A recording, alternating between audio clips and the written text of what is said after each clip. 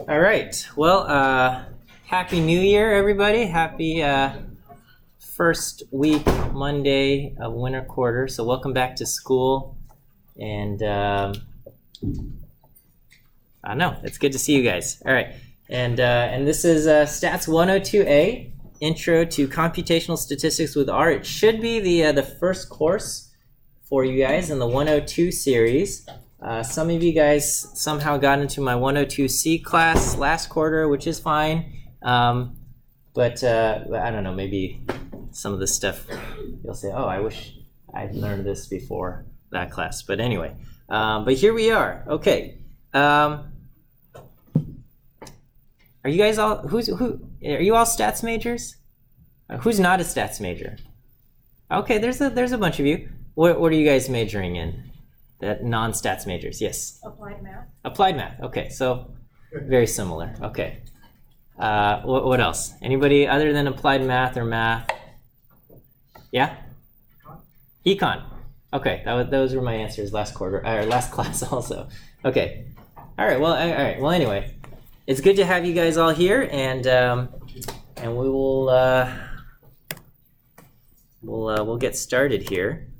Okay, so yes, my name is Miles Chen, and I'll be your teacher this quarter. That's my email address, and you guys have CCLE, and I will have office hours on Mondays, Tuesdays, and Thursdays from 2 to 3, okay? And if you can't make those, send me an email. We can try to set up an appointment.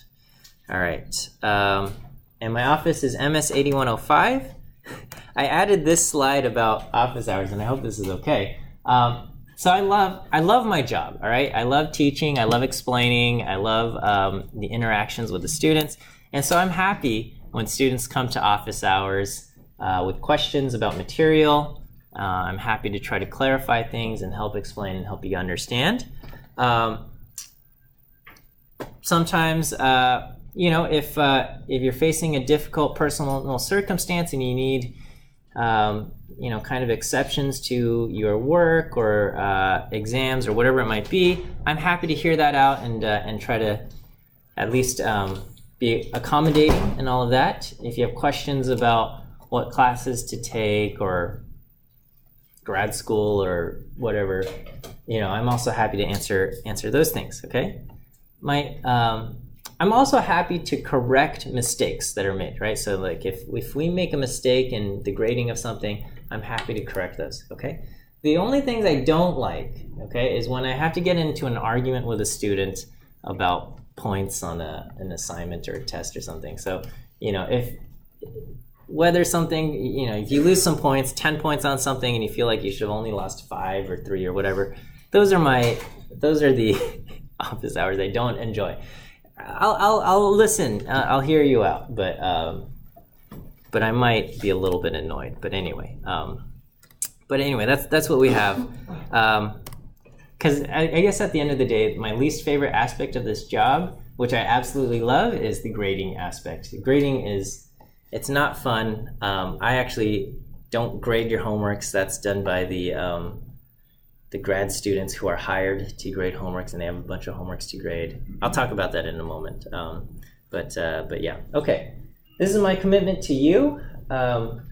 You guys are the paying customer, and it's my goal that you will be completely satisfied with the course, the teaching I provide. I hope you're willing to leave me a good review when it comes teacher evaluation time at the end of the quarter. I see it as my job to kind of equip you with some skills and training in that regard, and I do truly I like teaching computational statistics. I like the subject material. I like teaching the class, and I haven't met all of you, but I like you already. Okay, and if you're a stats major, I hope you'll feel like you've made a good choice. Okay. My expectations of you, okay, if something is wrong, please talk to me, okay? I'll hear you out, all right? If you got beef with me, come talk to me, okay? I expect you also to put forth a good faith effort in the homework assignments, okay? there is a lot of coding assignments, okay? Pretty much all of the assignments in this class are coding. You're going to be writing a lot of code. And I expect you guys to work hard. And because it's a homework assignment, I can't monitor what you guys are doing at home, which means, in the past, I know some students were not completely honest and they copied other people's work and submitted it as their homework. And, I don't like that. And it's hard to prove. And so a lot of times these students will get away with it. But what ends up happening, at the end of the day, the homework is intended to help you guys learn. And you are paying a lot of money to be here at this school. Even though it's a public university, it's still not cheap to be here. And you're paying a lot of money to learn, to have this educational experience. And if you cheat on the homework, you are, at the end of the day, cheating yourself out of a learning opportunity. But I get it, because the homework's worth a lot of points in the class, and you feel this need to perform well and get good grades. But the grades aren't the most important thing. So please put forth a good faith effort on the homework. The homeworks are designed to be challenging because I believe challenge is how we learn and improve and get better, okay? If you're trying to learn a sport or learn an instrument or whatever it might be, okay? Let's say you want to play basketball. You're not going to get better at basketball by watching other people play basketball, okay? You can't just sit on the couch and watch NBA players and say, oh yeah, that was a good play, that's a good player. I know exactly what makes a good basketball player. Steph Curry, he's a good basketball player, okay? You're not going to get better at playing basketball by watching other people. So you're not going to get better at coding if you just copy and paste someone else's code, okay? You're also not going to improve. So let's say you say, okay, well, I got to play basketball to get better. You're not going to improve if you keep the level of challenge low, okay? So if you only play basketball against 6th graders, okay, you're not going to get much better than a 6th grader, okay? Because you don't like to lose, so you always play people who are worse than you. You're not going to get any better, okay? If you want to get better, you have to challenge yourself. You have to play against people who are better than you and lose, and that doesn't feel good. But that challenge and will push you to get better. And same with the homeworks, okay? Same with coding and all of that. If you only code using the same trick that you know, you're not going to get better, okay? You've got to put yourself in a challenge. You have to do things that are tough, okay? And when we are feeling lazy, we don't enjoy doing things that are tough, but that's how we get better. So please wrestle with it. That's how you will improve. Okay. Let me talk other things from our course syllabus. Where did I go? Here it is. Okay.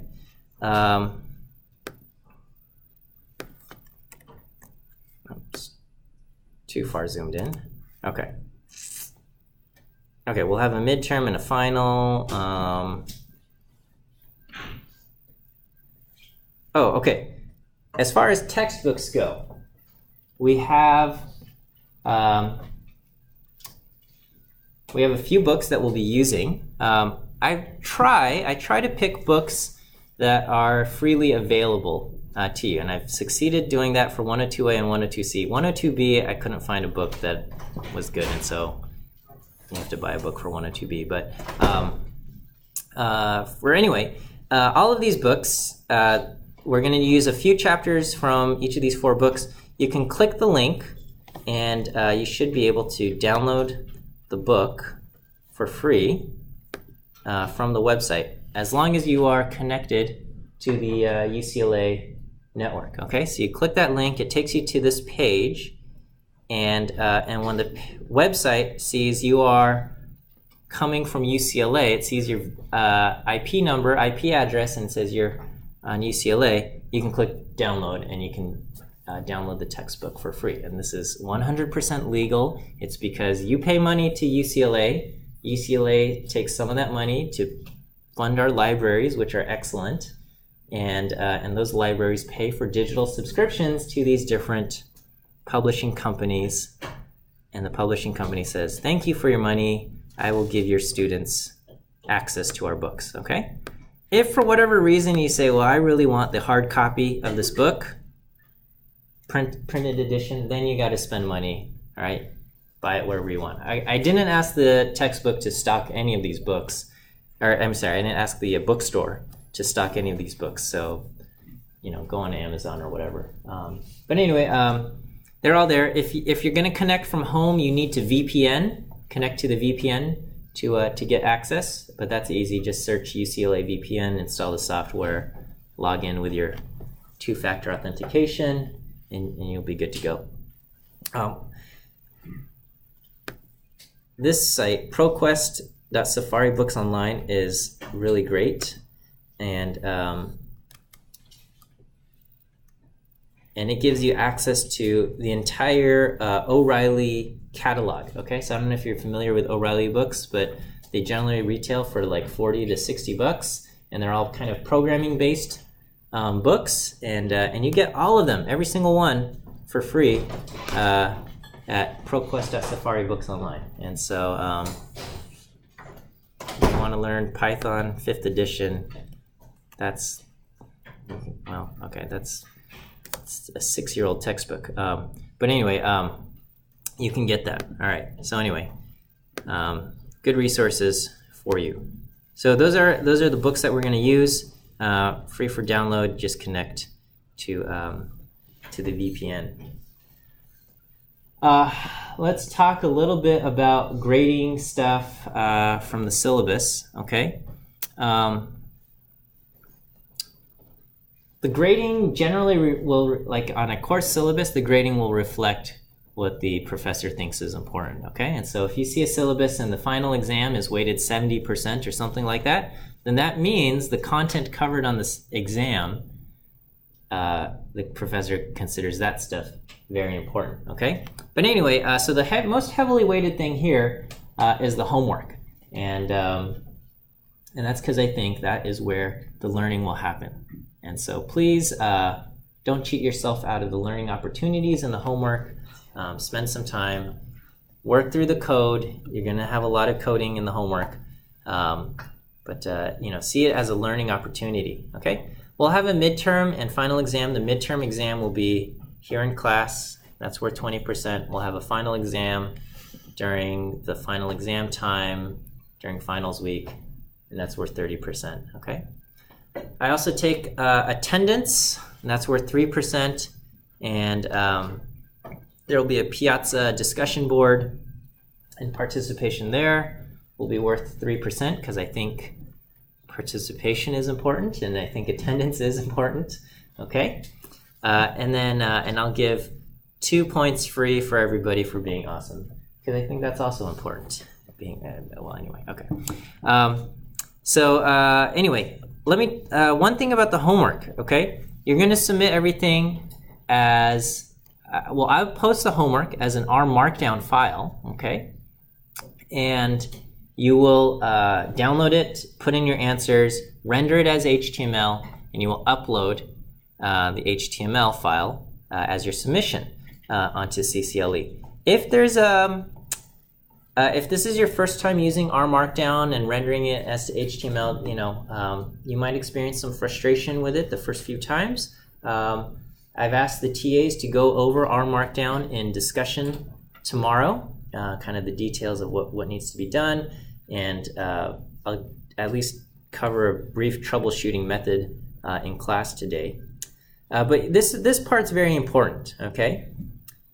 There's like 140 people enrolled, and I don't know, probably 10 people on the wait list or something. And so the TAs will have 70 plus students, because there's two TAs or two graders to assign to this class to do the grading. So each of them have about 70 students assignments to grade.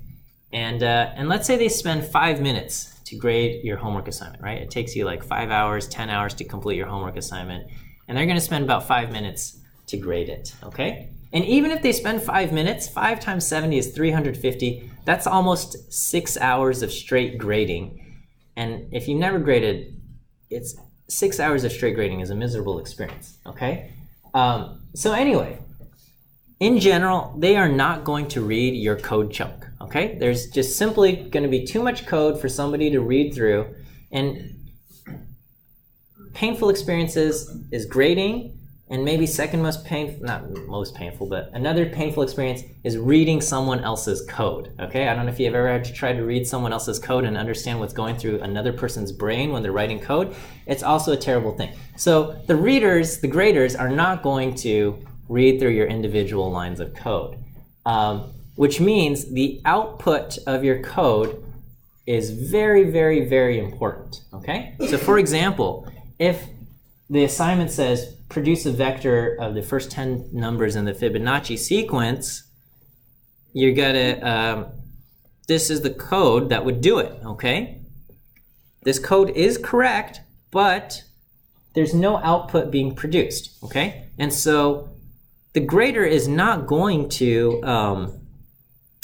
go through this and try to understand if this actually did anything correct. And so you're going to get 0 points for this for having no output, okay? If just changing the, adding one line that says print x, which is the output that it has been requested, this will give you full marks, okay? So it's your responsibility after you render your homework assignment to read through it and make sure every requested bit of output is produced and visible and clearly marked, or is easily recognized as an answer, okay? Because these two code chunks are exactly the same. The only difference is that here we've added print x, so the output is produced, okay? And if you don't produce the output, we can't give you credit for it, okay? Because we don't have the time to read and see if your code works, right? If your code produces an error, you're going to get 0 points for that, okay? You got to make sure you're not producing errors in your output, okay? Another thing, sometimes the question will say, like, we'll ask you for some kind of answer where you have to write a text response. Write your answer and make sure it's visible that this is an answer. Don't put it as a comment in the code, okay? Because when the grader goes through your thing, they kind of just skip over code chunks entirely. They're looking solely at the output. So if you put your answer as a comment in the code, it's going to just get interpreted as code, and the grader's not even going to see it, okay? Because we don't really bother. So make sure the answer is clearly visible, okay? Let me talk about the late policy for homework, okay? Basically, I make homeworks due at 6 p.m. at night, because I want you to be done by 6 and eat dinner after that, or whatever, enjoy life, and not be working until midnight every day or something. But anyway, you'll lose 5 points per hour that's late. There's a grace period of 10 minutes and 59 seconds, okay? And so if you submit it onto CCLE and you get it in at 6:10:53, you'll get full points. If you get it in at 6:11, you'll lose 5 points, okay? And don't email me and say I missed the grace period by 2 seconds. I'm going to say you missed it by 11 minutes and 2 seconds, okay? So that's what happens. We go off of the CCLE clock. Make sure, you should try uploading it well in advance of the due date, okay? Make sure you don't forget to upload your homeworks either, okay? Anyway, the points, you lose 5 points per hour until midnight, and at midnight we put a pause on the points, and the point deductions will resume at 6 o'clock the following day. So if you don't get it in at midnight on the first night, just take a break, go to sleep, okay? Wake up the next morning, finish it out. You'll lose 30 points, okay? Whether you submit it at 12:01 a.m. or 5:59 p.m. the following day, you'll lose 30 points for it, okay? So make sure you get your sleep. Sleep is very important, okay? So do that. If something has happened in your life and you need an extension for your homework, in general, I'll grant a 72-hour extension. Just upload some documentation. Don't send it to me. Just upload it with your homework, okay? So the homework, you'll submit your homework HTML file, and along with it, you'll include the doctor's note that says the student was sick the day the homework was due, okay? And then you'll say, okay, well, you get an extra 3 days from there, okay? And that's because I don't grade the homeworks, right? So the person who's going to be deducting points for being late is the grader, and so if you email me your letter, I will look at it and say, yeah, that's fine, but then I have to coordinate with the grader and all of that. If you just upload the letter with the homework, right?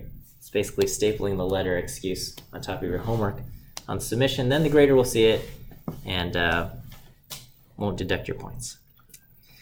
Okay, let me talk about attendance. So I do attendance via something called the online poll, okay?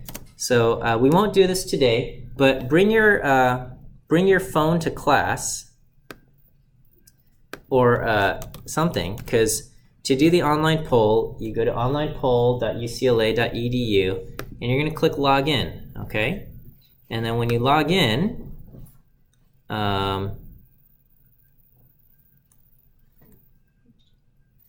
okay, I guess it sees that I'm logged in on CCLE. But you're going to have to log in and use multi-factor authentication and all of that. And so you need your phone to tell them that it's you and not somebody trying to hack into your account. I'm a big fan of multi-factor authentication, by the way. So anyway, be sure to bring your phone so you can log in. The attendance is worth a total of 3 percentage points total, okay? So we're gonna have like about 28 lectures or so, because I think there's a couple holidays and a midterm exam or something, 28, 27 lectures. What else? And then sometimes I forget, okay, to take attendance. So I'm probably gonna take attendance around 20 times throughout the quarter. Okay, so if you do 3 percentage points divided by 20, each day of attendance is going to be worth about 0.15 of a percentage point. Okay, so it's very small. It's not that big of a deal. Okay, and so if you miss class, there's lots of good reasons for missing class. If you miss class, you just lose 0.15 of a percentage point. It's okay. Your life will go on. All right. And so I've written this in the syllabus because I want you to take this to heart. Right. So if you have an interview, go to the interview. Skip class. Okay. You'll miss out on the attendance point, but you'll have made your interview. Right. Okay.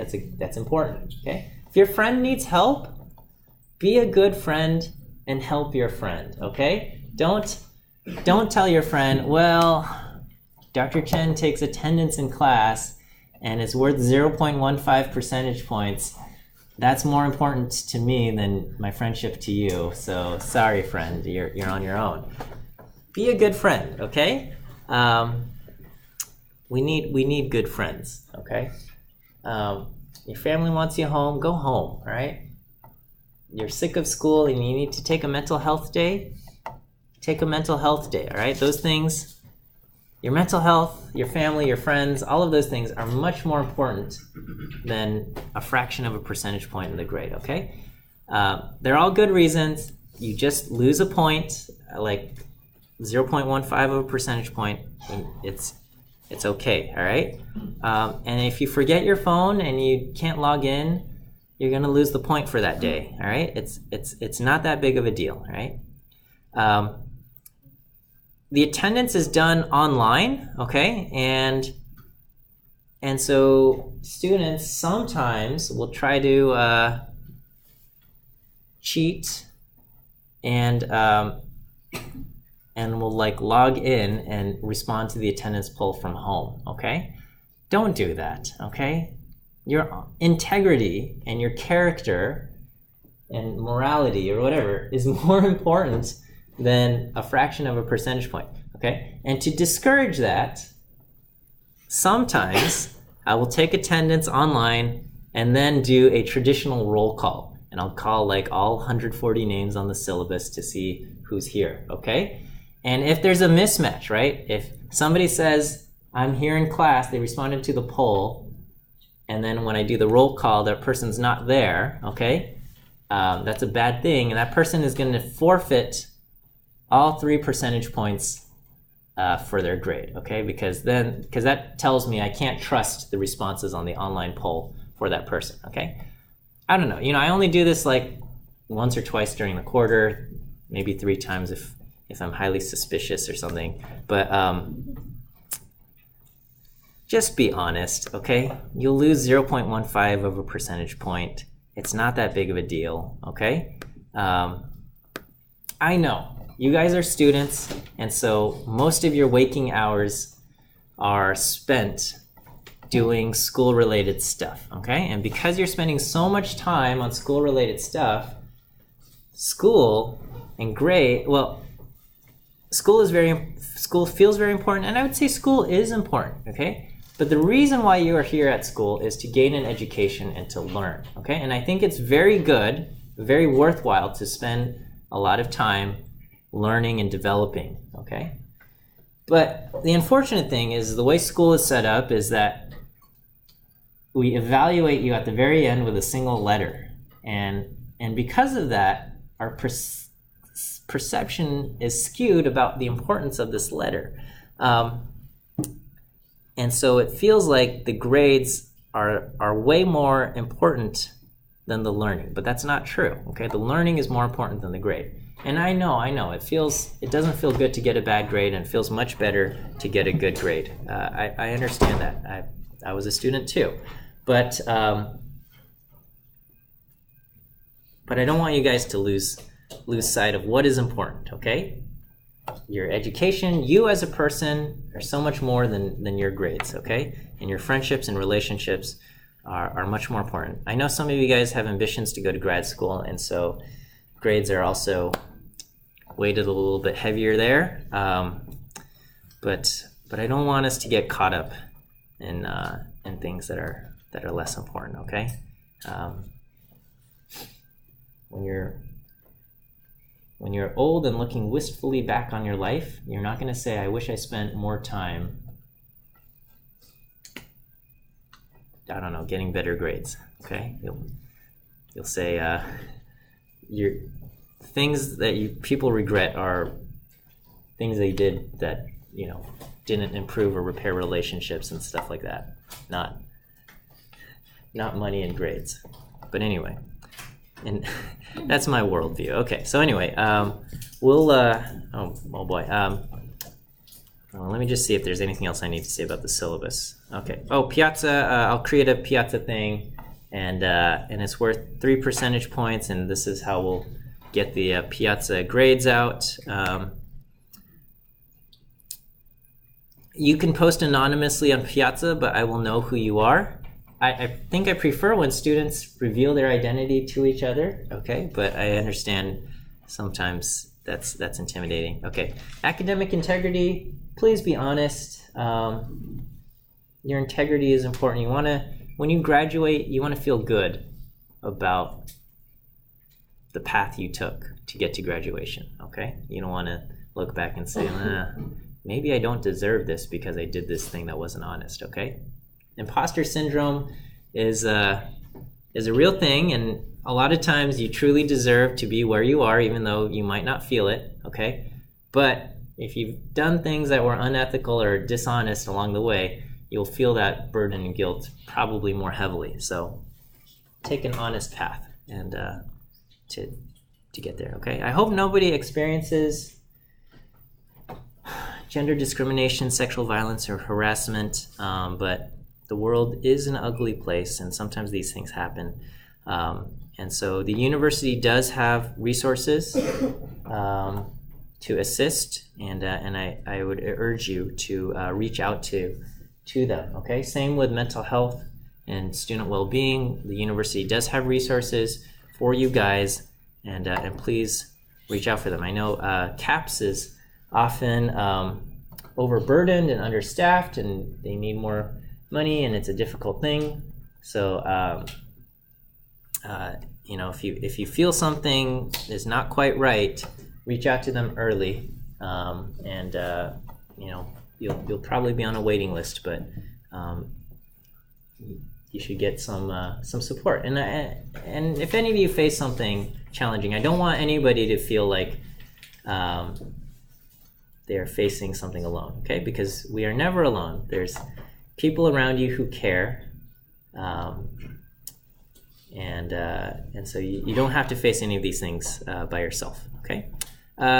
If you have any kind of disability and need accommodations, you're probably already aware for the Office CAE, but in case you are not aware, there's the Center for Accessible Education, and they will determine what kind of accommodations you might be entitled to. Okay, anyway, that covers most of that. We'll get started on course content here. All right, what is this class about? Okay, so this is taught by the statistics department, and so in your intro stats class, maybe your professor covered this, maybe not. Why do we study statistics? I argue it is to gain a better understanding of the world. This could probably be said about most of the subjects that we study. But specifically, the statistics allows us to draw meaningful information from data. Okay, so we can take data and draw conclusions from it. And a lot of times, the question we are asking, at least in the intro stats class, is: could the results that I have, could this just be a random fluke? Could this just be something random that happened to produce this data, or is there something actually significant or special going on in the process that generated this data? That's what we want to know. And so when you learn hypothesis testing, you might start off with something like, my hypothesis is that the population has a mean of 10, whatever we're talking about, okay? The mean of 10, we've randomly drawn values from the population, and the sample I have has a mean of 11.3, okay? And you go through the math, and the question you're evaluating is you're saying, well, if the population has a mean of 10, what is the probability that it produces a sample of 11.3 or something more unusual? Okay, and it might say, well, if the population has a mean of 10, getting 11.3, that's really, really, really strange and bizarre and unusual, highly improbable, okay? And if that's the case, then you would say, well, the fact that I have 11.3 then indicates to me that the population does not have a mean of 10. On the other hand, if the population, the math could come out different and say, well, if the population has a mean of 10, 11.3 is going to happen quite often, okay? So the fact that you have 11.3 doesn't really tell us much about the population being 10 or not, okay, having a mean of 10 or not. Okay, and that's what you learned in intro stats, or you should have learned in intro stats for hypothesis testing. And all of that stuff about whether it is likely or unlikely to get a sample with a mean of 11.3, that was based on the central limit theorem, okay? And the central limit theorem is kind of this mathematical theory and all of that stuff that says sampling distributions follow a normal distribution with these properties. And we're able to answer these questions based on that, okay? But in other places, the math gets a lot more complicated than the central limit theorem, okay? You might have tough integrals, you might have other things that are a lot harder. And computational statistics allows us to get answers to these questions by using the computer's ability to generate randomness and kind of simulate some answers and things like that, okay? This is covered a little bit more deeply in the course 102C, but we'll get a kind of a taste and introduction to it here in this class 102A, all right? And so we can have computationally intensive methods that avoid the analytic portion to find these answers here, okay? And so that's what we're going to be doing eventually in this class.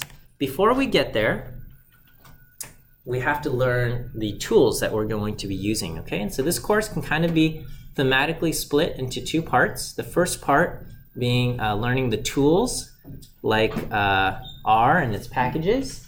And then once we learn the tools, we can start doing some basic computational statistics methods, okay? So I use this analogy of kind of like wood shop, okay?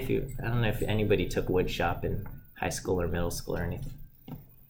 No, okay. But you first got to learn tools like safety, right? Like wear your goggles and you know, how to turn on and turn off the power for the lathe and things like that. And then once you understand how to use the tools, then you can start doing little crafts and projects, okay? Similar here, all right? So this is just a brief overview of the weeks that we'll do. So we'll cover data structures, subsetting, flow control, functions, object-oriented programming, all of that stuff. Regular expressions and the tidyverse packages, okay? And then once we cover that, then we'll get into computational statistics. We'll spend some time on numeric optimization and randomization and things like that, okay? I have this blank slide called data science, and so just want to take a moment to kind of talk about how this kind of fits in the bigger picture of data science. I'm assuming a lot of you, especially if you're stats majors or applied math majors, you're seeking possibly a career as a data analyst or data scientist, or at least that's an option that you are considering. And so here's, if you do a Google search for data science Venn diagram, okay, this is going to be one of the top hits. All right, and this is what it shows, okay? And if you're a stats major, what we are able to give you is kind of the red and the green circles, okay? The hacking skills and the math and statistics knowledge, okay? We can't give you the blue circle, all right? So let me just say a little bit about this, all right? So the 100 and 101 series will kind of cover your math and statistics knowledge. So you guys all took 100A last quarter or some time ago, probability, and then you're taking 100B or you've already taken it. And that provides kind of the math background for a lot of these statistical tests, right? You'll derive the central limit there and you derive these probability distributions. You gain an understanding of what variance and expected value and these moments and all of that stuff means, okay? And if you combine that with another field like economics or psychology or something like that, you can do what this diagram says is traditional research, right? So you can look at psychology data, apply things like ANOVA and linear regression and produce models that try to explain the data that you see, okay? And all of the subjects do that, okay? What we are seeing is because we're generating so much data via computers, which are very good at generating data in your cell phones and whatever, we have huge amounts, and these traditional methods are not really designed for them, or a lot of the assumptions no longer hold, okay? And so in order to kind of get through all of that data, you need some coding skills, okay? This is hacking skills. It's not computer science, because if anyone's a computer science major, they will say computer science is not coding, okay? You're learning a lot of the theory behind like how to set up instructions for an operating system or instructions for a processor chip or things like that. Okay, so it's not that, but you do need coding ability. Okay, so this hacking skills and coding ability, you got to be able to work in a language like R or Python or something. Okay, and if you combine that with math and stats knowledge, you get something that we might call machine learning, okay, which is this ability to kind of apply these algorithms to these big things of data, and we can draw, identify patterns and draw information out of that, okay? We have to, in order to get to data science though, it needs to be combined with an understanding of the data, okay? So for example, you can't just say, well, I'm an expert in machine learning, give me any data set and I'll give you some answers, right? If somebody says, well, we need some insight for this basketball data, okay? Like you get some data from the NBA. If you have no knowledge of basketball, you will be a useless data scientist there, okay? Because you won't know if any of these results make sense or if they're meaningful. You need to know, like, how many points per game is good, right? Is 10 points per game, is that a good thing or a bad thing? 20 points per game, is that good or bad? Okay, as far as career stats or things like that goes. You need to have an understanding before we can do that. Yes, a question in the back. What is the danger zone, right? So this is the coding, the hacking skills, and the substantive expertise without the math and stats knowledge. We call that the danger zone because sometimes if you treat these algorithms as this black box and you just say, well, let's throw the algorithm at the data, right? I understand basketball, okay? I know basketball data, and I've got this algorithm. Let's just throw it at it and see what it produces. It's going to produce something, okay? But does it actually make sense, okay, in terms of theoretically, are we allowed to do this, okay? And so you might be led to make conclusions and stuff, and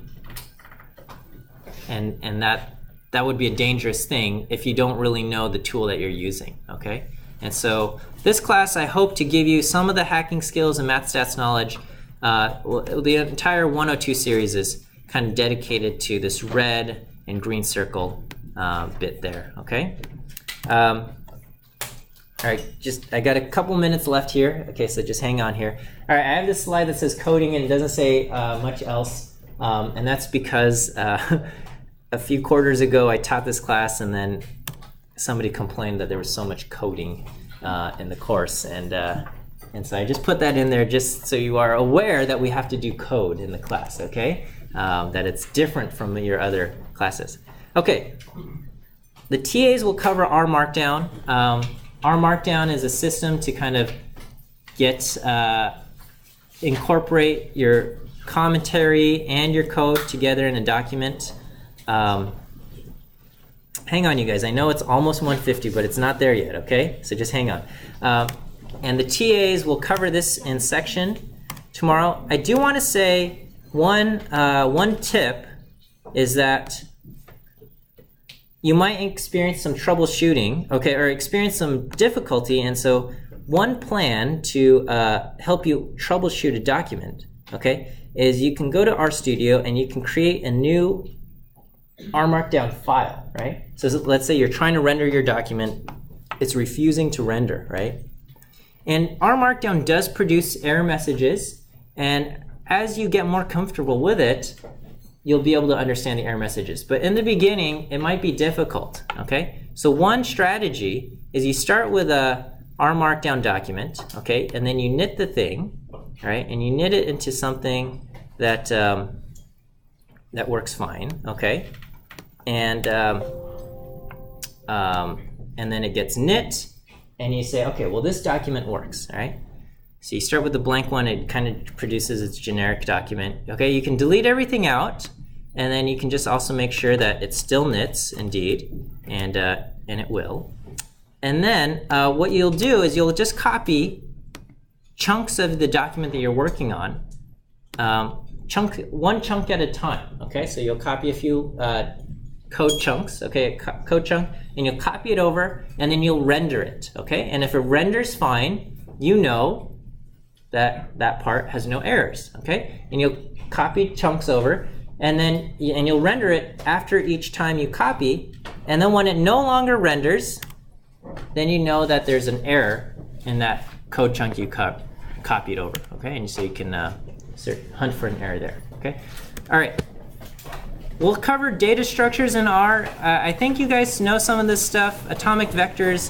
The base types are, hang on, logical, double, integer, and character. You know, there's 6 types, and these first 4 are the common types that we're going to use, okay? And so we'll get into this a little bit more on Wednesday, and I'll post all of this stuff up online. Okay, we'll see you guys then. Looking forward to a good quarter.